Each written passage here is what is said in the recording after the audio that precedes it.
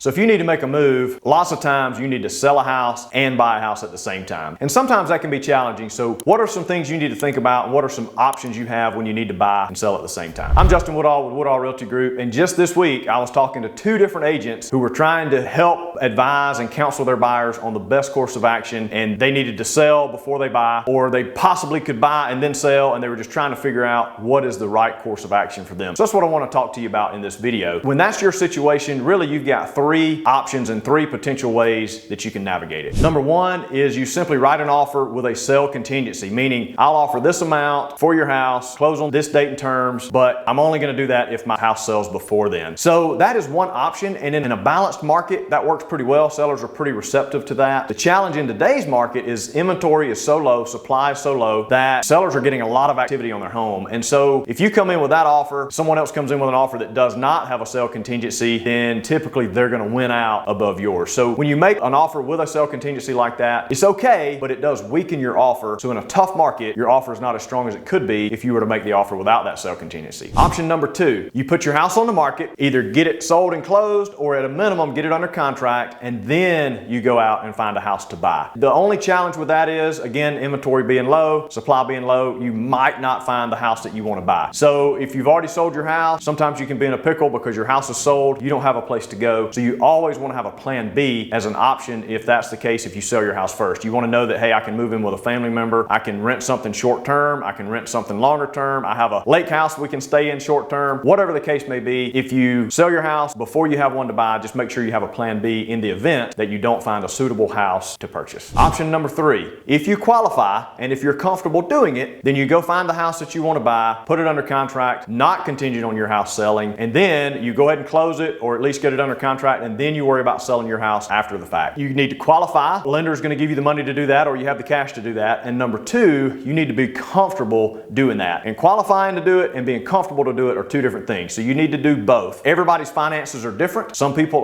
can qualify and are comfortable doing that. Some can qualify, but they're not comfortable doing that. And some can't qualify at all. So your situation is going to be unique. Speak with your lender and see, is that an option? And then evaluate your own financial picture and make sure you're comfortable before you take that. But that is the best route if you really want to have the smoothest way to go, is to go ahead and find your house, tie it up under contract, move towards closing, and then put your house on the market. Again, if you're comfortable doing that financially. As an insurance policy, there are some companies out there that will offer to purchase your house at a certain rate, guaranteed price, typically a floor price. That's another option if you wanted to say, hey, I'm going to go ahead and buy this house. What is the absolute worst case scenario? What could I get for my house if I'm not able to sell it on the open market? So we work with some of those companies and can put you in touch with them and let you see what all of these pictures might look like for your unique situations. If you're thinking about buying and selling this year, reach out to us. No strings attached consultation, just to help you navigate and walk through your particular situation and help you make the right decision.